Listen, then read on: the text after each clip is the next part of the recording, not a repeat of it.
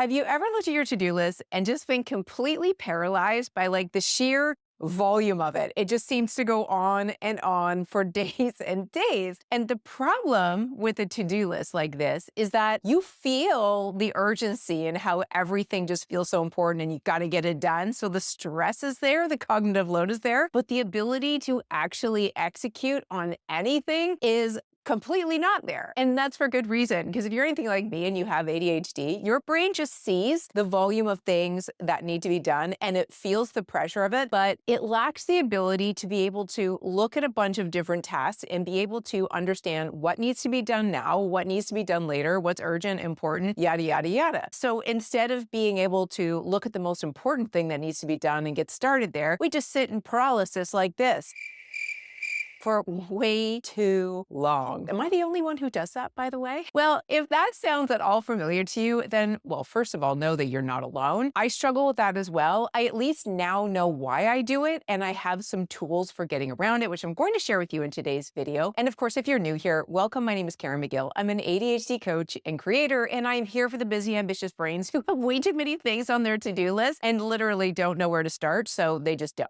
So on that note, let's get into it. So like I said, if you have ADHD, prioritization is probably a big problem for you. Now, you may already be aware that that's a problem for you, or you may not yet be aware. So for example, I'm currently coaching a live cohort of ADHD adults on how to focus on a goal, follow through, and basically just reset their focus. And going through this program with these folks has reminded me how much prioritization really is a struggle for all of us. Because when I say to them, what is the one thing you want to do this week that will move you forward towards your goal, so many of them kind of spin out because they don't know how to think about one thing. And of course, again, that is a thinking impairment that we deal with as ADHDers because we can't possibly think that one thing is important enough that it supersedes everything else that needs to get done in our life. So that is why we struggle with prioritization. But like I said, not everybody is aware that they do struggle with prioritization. And what it looks like when you don't have this awareness is that you generally tend to do far too many things at once because your brain is not taking that moment to put things in sensible priority. So you try to push forward on way too many commitments, way too many projects at home, at work. You tell your friends you're going to do things, but you're double booked and you forget to do things because there's just so many things on your plate. So if that sounds familiar and you wonder why you're like that, it's probably because you lack the executive function to be able to prioritize things in the moment. Now, I want to pause there because you might be thinking, well, does that mean I'm broken? And it absolutely does not. ADHD at the end of the day is really a thinking impairment. We are just as smart as everyone else, but the flaw that we have is really in our thinking process. So we can have an expectation of what it is we want to do and know what the outcome should look like, but the process where you actually have to prioritize steps to get there and to think through whether or not you actually have the time, capacity, and energy to do it in a reasonable amount of time, that process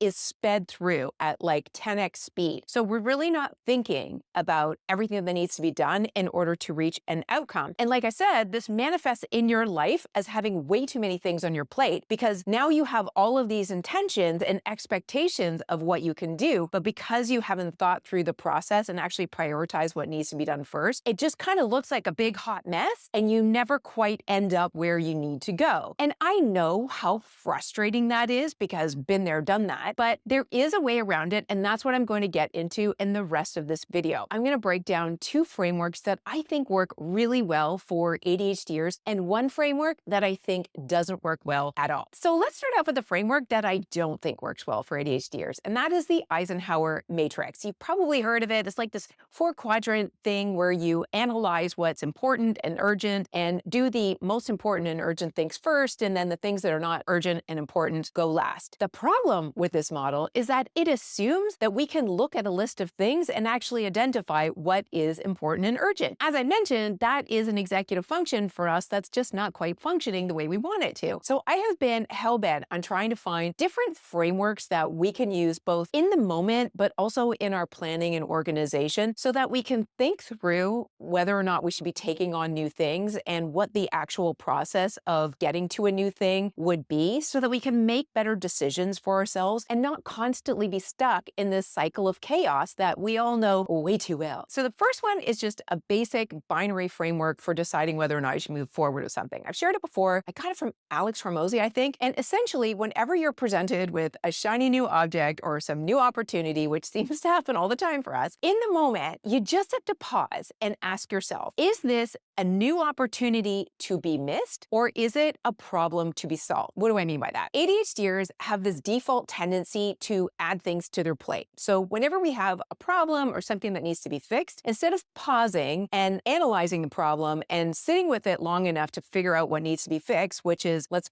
face it, boring, instead, we go out and add things to the problem in order to fix it. So for example, if you're feeling overwhelmed because you have way too many things to do on your plate, we will go out and find a new planner or productivity system in order to try and solve the overwhelm. Well, what we really should be doing is looking at our to-do list and taking things away, right? So we have this tendency to be additive. So that is why I love this quick and dirty framework of pausing and asking yourself, am I solving the problem at hand, or am I adding a new opportunity that I think is going to solve this problem, but it's really just going to add to it. I've used it several times now, and it has been super helpful. The second framework I want to share with you is not great in the moment, but is ideal if you're like planning your week or a project or anything like that. It's called the Moscow method. It was originally used for agile sprints, but I think it is beautiful for the ADHD brain because it doesn't force you to think about things that are urgent or important, because everything in our brain is urgent and important. Rather, it gives you a framework of what has to be done versus could be done versus should be done versus won't be done right now. So I'm going to break out my little Sharpie here and show you exactly what I mean. So here's the basic framework for the Moscow method. I don't know if it goes on a 4-quadrant or not, but I'm going to do it that way. Basically, it evolves around what you must have, could have, should have, and won't have. And as you're planning your week, I think it is so helpful to think about your tasks in this context, because the must-have tasks are the non-negotiables that you have to do every day. The could-have is all the shiny, bright objects that we get distracted by. The should-haves are the ones that my fellow people pleasers have a tendency to want to prioritize, even though it may not make any sense for them. And of course, the won't-haves is the hardest thing for us to do because we hate to say no to anything. But the important thing to consider in this model is that this is a not yet and maybe somewhere down the line. So if you were to plan your week using this model, how many of the things that are currently on your crazy long to-do list are must-haves versus how many things are things that you actually could do but probably shouldn't do right now because the must-haves need to take priority? And I think a good exercise for anyone is to look at their list and think of all of the tasks that I have to get done. How many of these am I doing for the benefit of somebody else or because I want somebody else to feel a certain way about me rather than whether or not it's a priority for me or even important to me at all? And having a parking lot list of all of your great ideas is such an important thing because mentally you're not saying no to yourself. You're just putting it on a parking lot list until some time that you can actually look at it. And you know what's really funny? Half the time, the things that go on my parking lot list, within 48 hours, I've even forgotten about them or they're no longer even a good idea. So I think parking lot lists or this won't have quadrant is something we should all be practicing more of. So that is the Moscow method and how I'm using it in my weekly planning. I don't know about you, but my brain just prefers to think about things in that framework rather than the Eisenhower urgent important framework. And you might be different, but I thought I would just share that because I think it is so helpful. So on that note, guys, thanks for watching and I'll see you in the next video. Bye for now.